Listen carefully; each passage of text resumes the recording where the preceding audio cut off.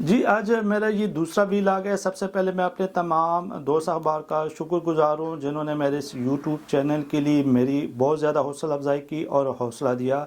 جیسے کہ میں نے اپنے پہلے ویلاگ میں کہا تھا کہ سپریم کورٹ سے کوئی بھی ایسا فیصلہ آنے کی امید نہیں ہے جس کی وجہ سے حکومت کے مشکلات میں اضافہ ہو، اور بالکل اسی طرح کا فیصلہ آیا، اور اس طرح کا فیصلے آنے کی بہت سے وجوہات تھی۔ اس کے کچھ بین الاقوامی پس منظر کے بارے میں آپ کو آگاہ کرتا چلوں کہ اس وقت پاکستان معاشی طور پر مسائل کا شکار ہے۔ موجودہ حکومت کئی ممالک اور اداروں کے ساتھ امداد کی حصول کے لیے بات چیت کر رہی ہے۔ اگر اس موقع پر کوئی بھی ایسا فیصلہ آتا تو اس کے ملک پر دو طرح کے منفی اثرات مرتب ہوتے۔ ایک تو ملک میں سیاسی عدم استحکام بڑھ جاتا ہے، جس کی وجہ سے ملک کے اثرات ہمارے ملک کی معیشت پر بھی پڑتے، کیونکہ سیاسی عدم استحکام اور معیشت کا آپس میں چولی دامن کا ساتھ ہے۔ دوسرا، موجودہ حکومت بین الاقوامی اداروں کے ساتھ مدد کے لیے جو بات چیت کر رہی ہے، اس پر بھی اس کے نہایت منفی اثرات مرتب ہوتے، اور موجودہ حالات میں پاکستان اس کا متحمل بالکل نہیں ہو سکتا۔ جس کے بعد عسکری قیادت کی طرف سے چیف جسٹس کو اس بارے واضح پیغام دیا گیا تھا، جس کا ذکر میں نے اپنے پچھلے ویلاگ میں بھی کیا تھا، جس کی وجہ سے کل سپریم کورٹ میں اپوزیشن جو امید لگائی بیٹھی تھی وہ پوری نہ ہو سکی۔ اس کے علاوہ حکومتی پارٹیوں نے بھی ایک انتہائی سخت رویہ اپنایا ہوا تھا اور ججوں اور بینچ کے حوالے سے اپنے تحفظات سے آگاہ کیا۔ آڈیو لیک کے بعد اور عسکری پیغامات کے بعد 3 رکنی بینچ میں بھی اختلافات پیدا ہو گئے تھے، جس کے بعد حالات حکومت کے لیے موزوں ہو گئے تھے۔ کل وزیر اعظم شہباز شریف نے قومی اسمبلی سے اعتماد کا ووٹ لیا، اور 180 ارکان پارلیمان نے شہباز شریف پر اپنے اعتماد کا اظہار کیا، جس کے بعد حکومت کی اپوزیشن مزید مستحکم ہو گئی۔ اعتماد کا ووٹ لینا حکومت کی ایک بڑی کامیابی ہے۔ اب سپریم کورٹ مذاکرات کی بات کر رہی ہے، جس میں ٹائم فریم بھی نہیں دیا گیا، جبکہ ہمارے ذرائع کے مطابق حکومتی اتحادی پارٹی میں بھی اب مولانا فضل الرحمان تحریک انصاف کے ساتھ مذاکرات کے حوالے سے کچھ تحفظات رکھتے ہیں۔ یہ تو بات ہوئی سپریم کورٹ کے فیصلے کے حوالے سے۔ اب ہم بات کریں گے کہ ملک میں موجودہ بحران کا ذمہ دار کون ہے، موجودہ بحران کی وجوہات کیا ہے۔ ہم اکثر مسائل کی بات تو کرتے ہیں، لیکن مسائل کی وجوہات کی طرف نشاندہی نہیں کرتے۔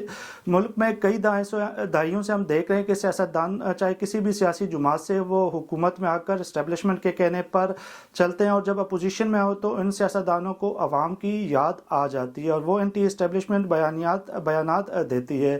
یہ لوگ دوبارہ جب حکومت میں آتے ہیں تو دوبارہ اسٹیبلشمنٹ کے گود میں بیٹھ جاتے ہیں۔ یہی سب کچھ ہم کئی دہائیوں سے دیکھ رہے ہیں۔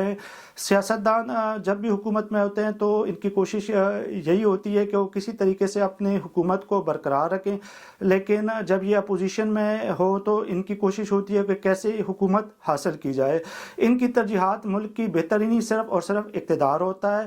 ان کے پاس ملک کی بہتری کے لیے کوئی بھی منصوبہ بندی نہیں ہوتی۔ سیاستدان جب بھی حکومت میں ہوتے ہیں تو یہ اپنے مخالف اپوزیشن کو سمجھتے ہیں، لیکن جب یہ اپوزیشن میں ہوتے ہیں تو یہ اپنے مخالف حکومت کو سمجھتے ہیں۔ حالانکہ حکومت اور اپوزیشن دونوں اسٹیبلشمنٹ کے اشاروں پر چل رہی ہوتی ہے۔ اسٹیبلشمنٹ ایک ہی وقت میں حکومت کو اپوزیشن کے نام پر اور اپوزیشن کو حکومت کے نام پر بلیک میل کرتی ہے۔ برسر اقتدار پارٹی سے اسٹیبلشمنٹ اپنے مرضی کے بل پاس کراتی ہے۔ اس تمام صورتحال کی وجہ یہ ہے کہ اسٹیبلشمنٹ کے پاس تھنک ٹینک ہوتے ہیں اور مستقبل کے حوالے سے باقاعدہ منصوبہ بندی رکھتے ہیں کہ اگلے 10 یا 20 سالوں میں انہوں نے کیا کرنا ہے، جبکہ سیاستدان صرف کرسی کے چکر میں میوزک چیئر کھیلتے ہیں۔ یہی اسٹیبلشمنٹ سیاستدانوں کو آپس میں لڑاتی ہے، ان میں اختلافات پیدا کرتی ہے تاکہ یہ اپنے مفادات حاصل کر سکیں، اور یہ سب کچھ باقاعدہ ایک منصوبہ بندی کے تحت سیاستدانوں کے سیاسی رول کو کم کرنے کے لیے یہ کھیل کئی دہائیوں سے کھیلا جا رہا ہے۔ اسٹیبلشمنٹ سیاستدانوں کی کمزوری کا فائدہ اٹھاتی ہے، اور یہ تب تک ہوتا رہے گا جب تک ہمارے ملک کے سیاستدان یہ فیصلہ نہیں کر پاتے کہ ملک کے فیصلے پارلیمنٹ میں ہونا چاہیے۔ پارلیمنٹ ایک ایسا ادارہ ہے جو اداروں کے درمیان پل کا کردار ادا کر سکتا ہے۔ جب پارلیمنٹ اور سینٹ بیانی کی تشکیل اور تنازعات کو سلجھانے میں اپنا قائدانہ کردار ادا نہیں کرتی تو پھر ایسا حالات جنم لیتی ہے جس سے کوئی بھی فائدہ اٹھا سکتا ہے۔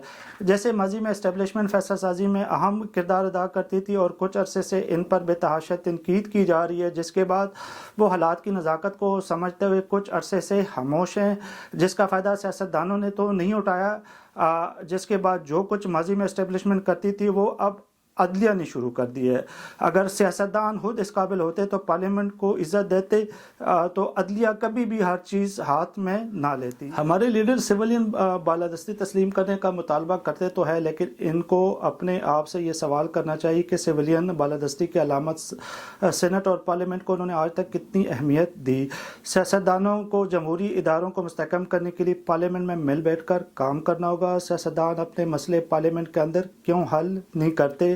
یہ کیوں کبھی اسٹیبلشمنٹ اور کبھی عدلیہ کی طرف دیکھتے ہیں؟ جب یہی سیاستدان اسٹیبلشمنٹ اور عدلیہ کی طرف دیکھیں گے تو یہ تو اپنے اختیارات اور طاقت خود ان کے ہاتھ میں دے رہے ہوتے ہیں۔ کب تک یہ غلطی پر غلطیاں کرتے جائیں گے اور کب تک یہ ملک ان غلطیوں کو بھگتتا رہے گا؟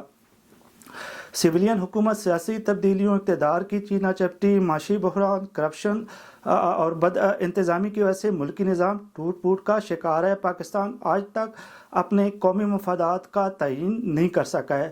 ہم بحیثیت قوم اپنے ترجیحات کا تعین کرنا پڑے گا۔ اگر ہم چاہتے ہیں کہ دنیا میں ہماری عزت ہو، ہمارا ایک مقام ہو، تو ہم کو اپنے ترجیحات کا اثر نو جائزہ لینا پڑے گا۔ ہمارے پاس واحد آپشن پارلیمنٹ اور عوام کی ووٹ کی عزت کا ہے۔ جس دن ملک میں سیاستدانوں نے آپس میں طے کر لیا کہ ملک کے سیاسی اور خارجہ معاملات پارلیمنٹ کے اندر طے ہوں گے، اس وقت سے یہ ملک ترقی کرے گا اور آگے کی طرف بھی جائے گا۔